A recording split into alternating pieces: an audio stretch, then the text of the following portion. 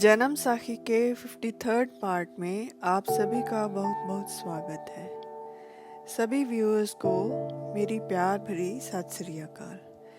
पिछली वीडियो में मनसुख नामक व्यापारी की वार्ता सुनाई थी, जो गुरु नानक देव जी को परखने के लिए उनके पास गया था, फिर उन्हीं का होकर रह गया। वही मनसुख गुरु जी से उनकी वाणी लिखकर अपने साथ अपने घर लाहौर ले गया।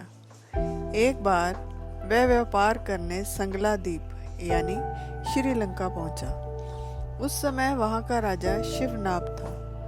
वहां वह कोई भी पूजा अर्चना व्रत उपवास नहीं करता था, बल्कि ब्रह्म मुहूर्त में उठकर स्नान करता और गुरु जी की वाणी पढ़ता था। दिन चढ़ने पर वह भोजन करता, फिर अपना व्यापार करता।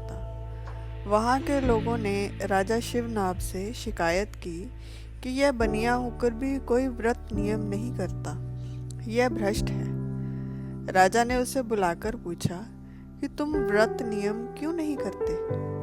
मनसुख ने उत्तर दिया, जिसको पाने के लिए सब व्रत नियम करते हैं वह तो मैं पहले ही पा चुका हूँ, फिर इससे क्या लाभ? महापुरुष के दर्शन और संग से मुझे मुक्ति मिल गई है। राजा ने प्रश्न किया, क्या तुम्हारी पूर्ण संतुष्टि हो गई है? मनसुख बोला, जहाँ परमेश्वर स्वयं ही मिल जाए वह संतुष्टि पीछे रह जाती है। फिर मनसुख ने राजा के पूछने पर गुरु नानक देव जी के बारे में सब बताया और उनकी वाणी पढ़कर सुनाई, जिससे राजा काफी प्रभावित हुआ। फिर मनसुख ने राजा से वहां से आगे व्यापार करने के लिए जाने की आज्ञा मांगी, तो राजा शिवनाभ ने उसके साथ जाने की इच्छा प्रकट की ताकि वह भी गुरु नानक के दर्शन कर सके।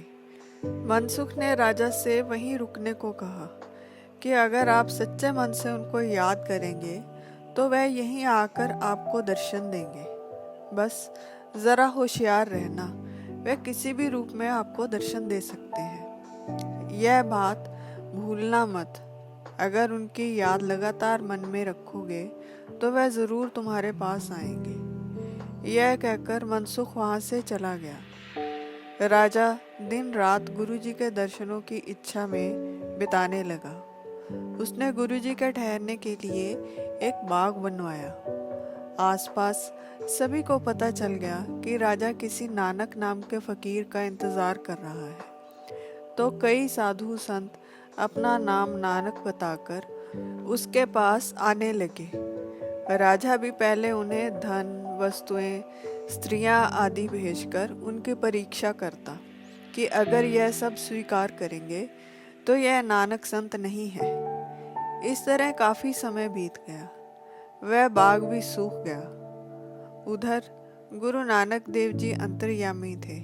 उन्होंने भाई मर्दाना और भाई बाला से कहा, चलो राजा शिवनाभ से मिलकर आए, उसने बहुत तपस्या की है।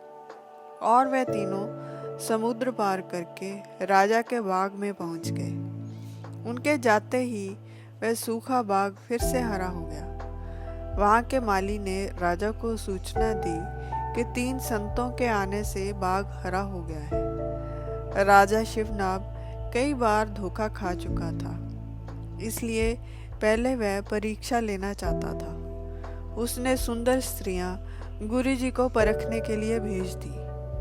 उन्होंने गुरुजी को लुभाने के कई प्रयास किए। गुरुजी ने प्रेम से उनकी तरफ देखा, जैसे एक पिता अपने शरारती बच्चों की तरफ देखता है, और एक शब्द जो अंग 1187 पर अंकित है गाया, जिसमें वह कह रहे हैं कि हे मेरी पुत्रियों, यह सभी विकार छोड़कर उस प्रभु का नाम सिमरो जिसके बिना यह शरीर सूना है। मैं उस प्रभु के नाम से संतुष्ट हूँ। संत के कहे वचनों का प्रभाव होता है, जो इन स्त्रियों पर भी हुआ। गुरु जी की दृष्टि पड़ने से उन्हें ब्रह्म ज्ञान की प्राप्ति हुई और उनका मन शांत हुआ। जब वह वापस राजा शिवनाभ के पास पहुंची तो राजा उनका बदला हुआ व्यवहार देखकर हैरान रह गया। उसने पूछा, तुम्हें क्या हुआ? स्त्रियों ने उत्तर दिया, राजा जी, आप हमारे पिता समान हैं। हमें पूर्ण संत के दर्शन हुए हैं। मन से तृष्णा मिट गई। हमारे अच्छे भाग जो हम नरक में जाने से बच गई। राजा को अब और कोई परीक्षा लेने की आवश्यकता नहीं थी। उसने कहा, आखिर वह आ ही गए, और भागकर उनके पास गया। वहाँ गुरुजी पीठ करके खड़े थे। राजा भी वहाँ खड़ा रहा। गुरुजी भी उसे आजमाने के लिए बहुत देर वैसे ही खड़े रहे। राजा भी कहीं नहीं गया। काफी देर बाद गुरुजी ने उसकी तरफ मुख करके उसका कुशल मंगल पूछा।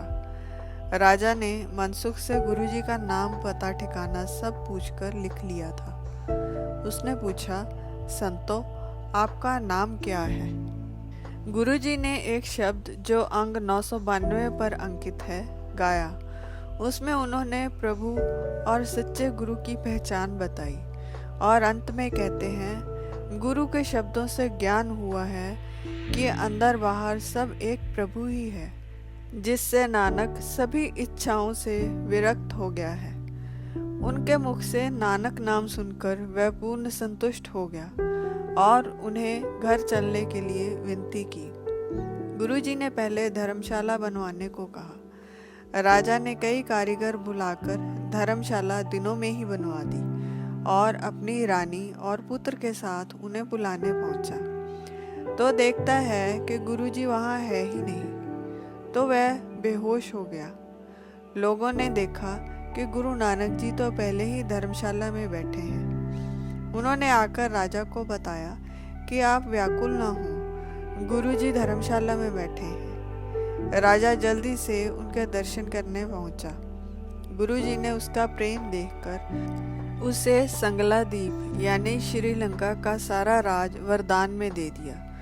उस समय वहां 7 अन्य राजा राज करते थे। वह सभी राजा शिवनाभ के अधीन हो गए। फिर गुरुजी ने राजा शिवनाभ को मंजी बख्शी यानी अथॉरिटी दी कि वह सभी को प्रभु को पाने की विधि बताए। कहते हैं कि गुरु नानक देव जी ने वहाँ प्राण संगली नामक ग्रंथ का उच्चारण किया था। इस तरह गुरुजी राजा शिवनाभ को दर्शन देकर वापस पंजाब आ गए। आज के लिए बस इतना ही। साखी अच्छी लगी हो तो लाइक और कमेंट ज़रूर करें। साथ में सब्सक्राइब का बटन भी दबा दें। अगर कोई गलती हो तो हृदय से क्षमा। एक नई वीडियो के साथ फिर मिलते हैं। तब तक के लिए विदा। और मेरी इस वीडियो को देखने के लिए आप सभी का बहुत बहुत धन्यवाद।